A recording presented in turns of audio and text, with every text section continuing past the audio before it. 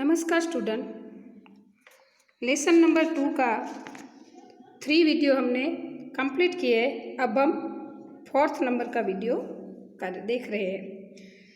हमने पढ़ा आगे कि हामिद के चिमटे के बारे में सुनकर सभी लोगों का मन कैसे बदलता है। अभी आगे पढ़ते हैं। औरों ने 3-3 4-4 आने पैसे खर्च किए पर कोई काम की चीज़ न ले सके। हामिद ने 3 पैसों में रंग जमा लिया। सच्ची तो है, खिलौने का क्या भरोसा, टूट फूट जाएंगे। हामिद का चिमटा बना रहेगा बरसों तक। मोहसिन ने कहा, जरा अपना चिमटा दो, हम भी देखें। तुम हमारा बिस्ती लेकर देखो। फिर ये सब बच्चे जा रहे, तब उनको लगता है कि सही में हमने गलत कर दिया। हमने तो जैसे कोई काम की चीज़ ही नहीं ली। हामिद ने 3 पैसों में अच्छा खासा खिलौना लेके रंग जमा दिया है। फिर वो बोलते हैं कि सही बात है, हमारे खिलौने तो टूट फूट जाएंगे, लेकिन ये चिमटा तो हमेशा के लिए बना रहेगा। मोहसिन जो था उसने कहा कि एक काम करो, मुझे तेरा चिमटा दो ने और तुम मेरा बिस्ती लेकर देखो। महमूद और नूरे ने भी अपने अपने खिलौने पेश किए, मतलब एक्सचेंज ऑफर जैसे हम बोलते हैं वैसे, कि थोड़ी देर तुम हमारे खिलौने से खेलो और हम चिमटे से खेलें। ऐसे उनके दूसरे दोस्तों ने भी बात बताई ऐसे। हामिद को इन शर्तों को मानने में कोई आपत्ति न थी। चिमटा बारी बारी से सबके हाथ में गया और उनके खिलौने बारी बारी से हामिद के हाथ में आए। कितने खूबसूरत खिलौने थे। वैसे खिलौने तो अच्छे थे, लेकिन हामिद ने अपनी दादी के बारे में सोचा था, इसलिए वो खिलौने नहीं ले सका। लेकिन जब ये एक्सचेंज कर रहे थे तब उसको खिलौने से खेलने इसमें अच्छा लगता था। रास्ते में महमूद को भूख लगी। उसके बाप ने केले खाने को दिए। महमूद ने केवल हामिद को अपना साथी बनाया। उनके अन्य मित्र मुंह ताकते रह गए। यह उस चिमटे का प्रभाव था। महमूद नाम का जो लड़का था उसको भूख लगी तो उसके पापा ने उसको केला दिया। तो महमूद ने क्या किया, अपने शेयर, जैसे हम नाश्ता शेयर करते हैं, तो सिर्फ हामिद के साथ ही वो शेयर किया और किसी के साथ नहीं किया, क्योंकि वो उसको चिमटे पर वो प्रभावित था, उसको चिमटा चाहिए था। 11 बजे सारे गांव में हलचल मच गई। मेले वाले लौट आए। मोहसिन की छोटी बहन ने दौड़कर बिस्ती उसके हाथ से छीन लिया और मारे खुशी के उछल ली तो मियाँ बिस्ती नीचे आ रहे और सुरलोक सिधार गए। 11 बज गए। सारे गांव के लोग वापस आ गए थे, तो गांव में हलचल मच गई थी। मतलब ईदगाह से वापस घर पे सब लौट रहे थे और मेले में जितने भी लोग थे वो भी सब वापस आ रहे थे। मोहसिन की छोटी बहन थी, जो वो दौड़कर आती और उसके हाथ में जो भिश्ती था उसको हाथ से छीन लिया और उसी खुशी से मारे उछली तो भिश्ती उसके हाथ से नीचे गिर जाता है और वो टूट जाता है और सुरलोक सिधार जाता है। मियाँ नूरे के वकील का अंत इससे भी ज़्यादा गौरवमय हुआ। वकील जमीर पर या ताक पर बैठ नहीं सकते। नूरे को लगा थी मैंने तो वकील लिया है तो उसको मैं उसका अरेंजमेंट भी उसी हिसाब से करूँ। तो उसने सोचा कि मेरा वकील नीचे तो बैठता नहीं है, उसके लिए कुछ स्पेशल मैं बनाता हूँ उसको बिठाने के लिए। तो उनकी मर्यादा का विचार तो करना होगा ना। तो वो उसके बारे में सोचता है।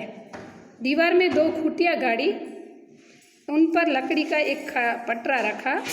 पटरे का कागज एक कालीन बिछाया गया। वकील साहब राजा भोज की भांति सिंहासन पर बिराजे। नूरे ने उन्हें पंखा जलाना शुरू किया।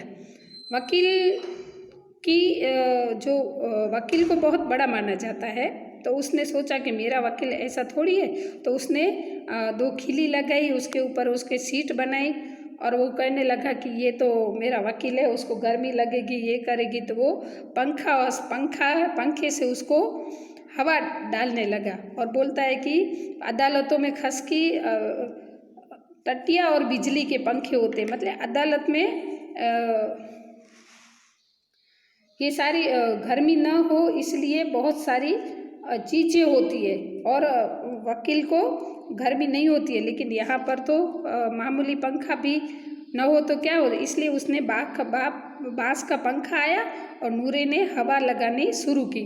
मालूम नहीं पंखे की हवा से या पंखे की चोट से वकील साहब स्वर्गलोक से मृत्युलोक में आ रहे और उनका माटी का चोला माटी में मिल गया। फिर बड़े जोर शोर से मातम हुआ और वकील साहब की अस्थियाँ धूरे पर डाल दी गई। फिर क्या हुआ कि नूरे को लगा कि मेरे वकील को, तो फिर उसने अच्छे से बिठाया और उसको हवा डालने लगा उसके पंखे से, अपने हाथ से।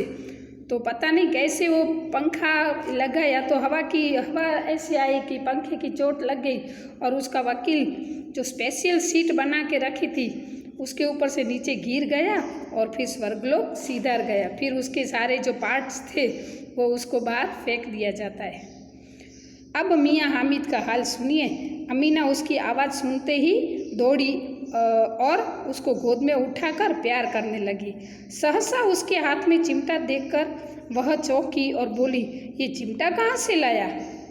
हामिद की आवाज़ आती है तो वो सुनकर उसकी दादी अमीना वापस दौड़ कर आती है और उसको गोद में बिठाकर प्यार करने लगती है। सहसा मतलब अचानक हामिद के हाथ में चिमटा देखकर वो बोलती है कि ये क्या, चिमटा कहाँ से लाया?